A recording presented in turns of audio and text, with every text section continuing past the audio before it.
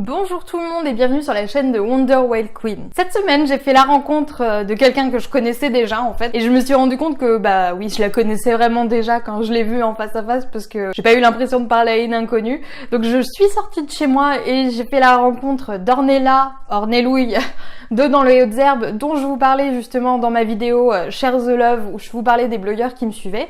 Et Ornella, en fait, elle me suit depuis quasiment le début de mon blog, je crois. Et on a toujours un petit peu discuté à gauche à droite et on s'était enfin rencontrés à ce moment-là. Du coup, bien sûr, que font deux blogueuses quand elles se rencontrent? Elles parlent de blog. Donc on discutait un petit peu et Ornella m'expliquait justement que elle avait un petit problème avec tout ce qui était discours de vente en fait. Du fait d'être trop commercial, on va dire, dans ses articles, de mettre en avant, de faire des pages de vente, etc. Et elle me disait voilà qu'en gros c'était pas trop son truc, qu'elle avait l'impression que c'était vraiment trop commercial.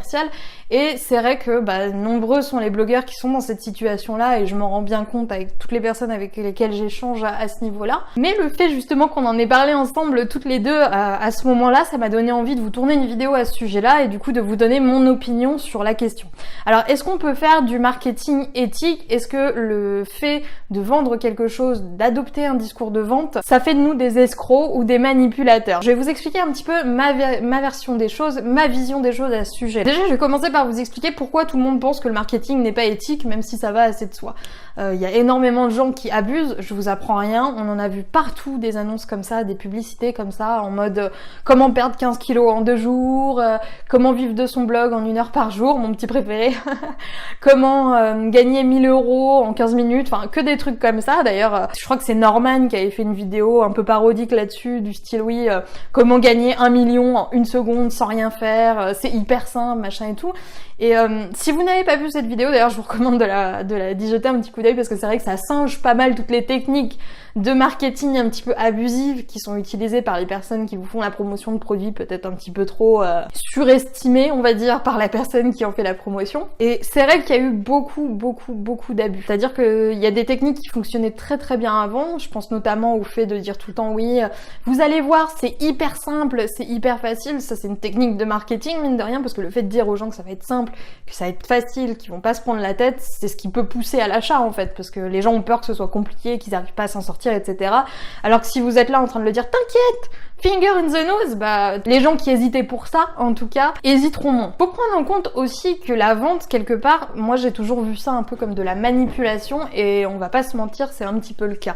C'est de l'influence. En fonction de comment vous allez présenter votre offre, en fonction de comment vous allez présenter votre problème, vous n'aurez pas les mêmes résultats. Et c'est là qu'interviennent toutes les petites techniques de marketing, toutes les petites techniques de vente qui peuvent vous aider à décupler ces résultats. Donc oui, il y a une part de manipulation dans la vente, mais maintenant, est-ce que vendre c'est de la manipulation ou pas? Vous avez 4 heures. Moi, je vais vous dire ce que j'ai répondu un petit peu à Ornella et je vais développer un petit peu parce que du coup, on avait d'autres choses à se dire. Hein. On n'a pas parlé de ça tout l'après-midi non plus. Je lui ai dit que, pour moi, le marketing, c'était comme l'emballage en fait. Et je vois vraiment les choses comme ça.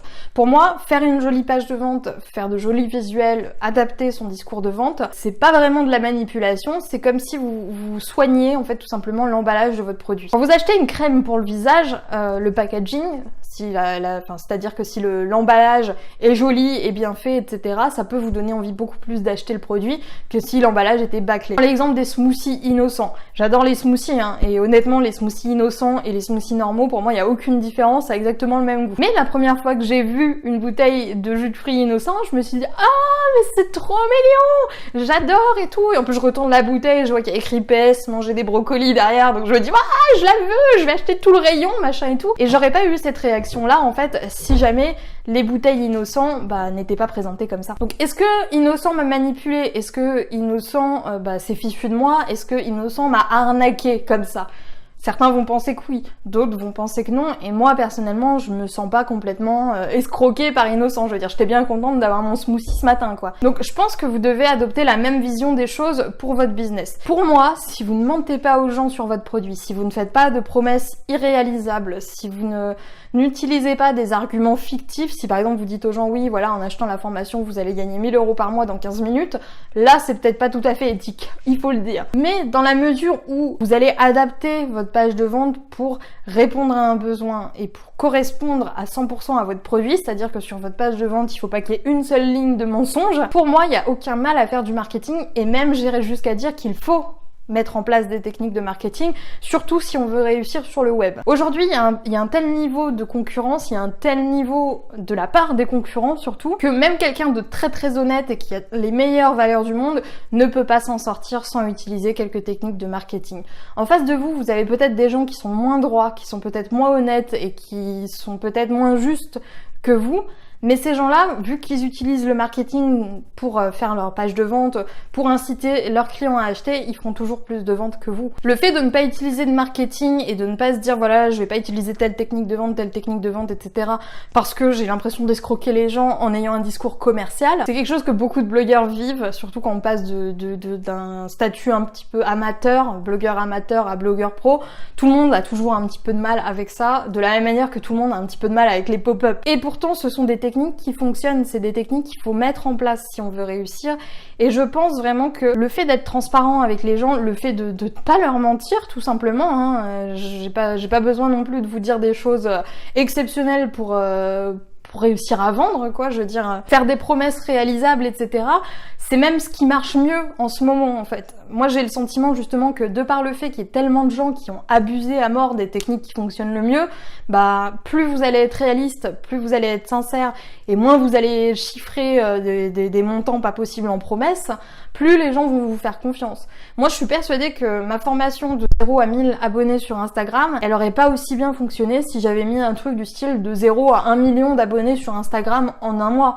Enfin, je veux dire, je pense que les gens, à un moment donné, ils ont quand même un petit peu de recul. Pas tout le monde, hein, mais la plupart des gens ont un petit peu de recul et savent reconnaître maintenant le marketing où on se fout de votre gueule et le marketing pur où on va juste faire un discours de vente classique comme n'importe qui le ferait, comme Samsung le fait, comme Apple le fait, comme tous les gens qui passent à la télé vous le font, comme tous les supermarchés le font pour leurs produits. Enfin, pourquoi, en tant que blogueur, vous devriez avoir honte d'utiliser ces techniques commerciales qui fonctionnent, ces techniques commerciales qui peuvent vous permettre d'étendre en fait vos revenus, qui peuvent vous permettre d'étendre l'influence, même si c'est peut-être un terme qui dérange, l'influence que vous avez sur votre audience. Parce qu'il faut prendre conscience d'une chose, à partir du moment où vous tenez un blog, où vous donnez des conseils aux gens, où vous échangez avec les gens, il y a forcément une portion de vos lecteurs qui a confiance en vous et qui écoute ce que vous dites. C'est-à-dire que si moi j'arrive et je vous dis ah bah ce livre-là, il est super, il est génial, il va vous apprendre plein de trucs, si vous avez l'habitude de suivre mes conseils et que vous voyez bien que je suis pas là pour vous escroquer, que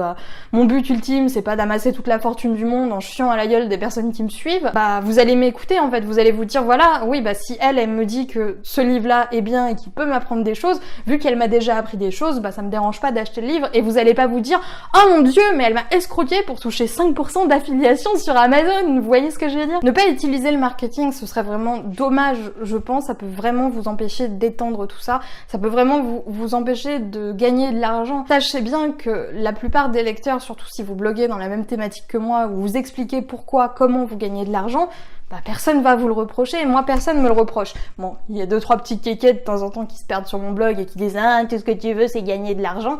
Bah écoutez, si ça vous amuse de le faire, faites-le. Moi en attendant j'ai une audience qui sait en fait ce que je veux, et ce que je veux c'est pas forcément faire 50 milliards de chiffre d'affaires. Moi ce que je veux c'est aider les gens, avoir un métier qui a du sens pour moi, et si pour ça il faut que je vende quelques produits, personne ne m'en veut. Et même les clients qui achètent mes produits, personne m'a jamais fait de remarques déplaisantes, etc. Au contraire, j'ai surtout eu des retours positifs. De toute façon, si vous utilisez le marketing à des fins négatives, si votre objectif c'est d'arnaquer les gens, ça va peut-être marcher un petit moment, mais il y a forcément un jour où les gens vont réaliser en fait que vous les prenez pour des jambons, et forcément bah là vous allez perdre tout ce que vous avez mis du temps à construire. Si vous n'êtes pas transparent, si vous n'êtes pas honnête, ça fait partie des principes basiques pour fidéliser une audience.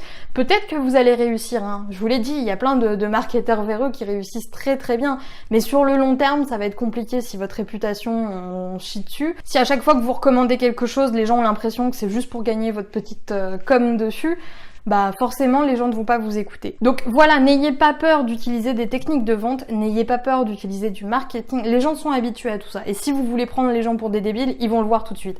Mais si vous avez de bonnes valeurs, si votre objectif finalement ça reste toujours gagner de l'argent, hein. Quand on vend un produit c'est pas non plus pour rendre service au monde, faut dire ce qui est, ça a vocation d'aider bien sûr, mais derrière ça a vocation à être rentable surtout.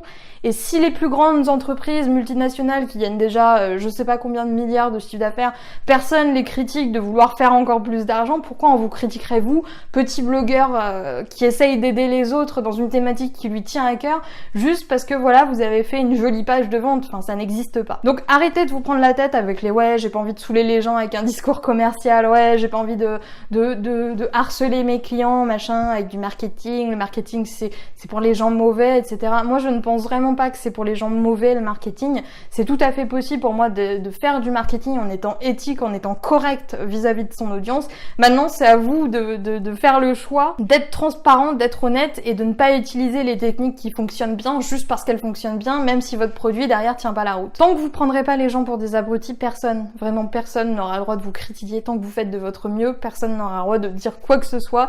Et les rares personnes qui se perdront sur votre blog à dire gna gna gna, t'essayes d'arnaquer les gens, bah c'est des gens en fait qui sont chez eux en train de pleurer toute la journée parce qu'ils ont rien de mieux à faire que de venir vous critiquer. Donc on s'en fiche complètement. D'ailleurs je vous recommande un livre si ce sujet-là du marketing, d'influence, etc. vous intéresse.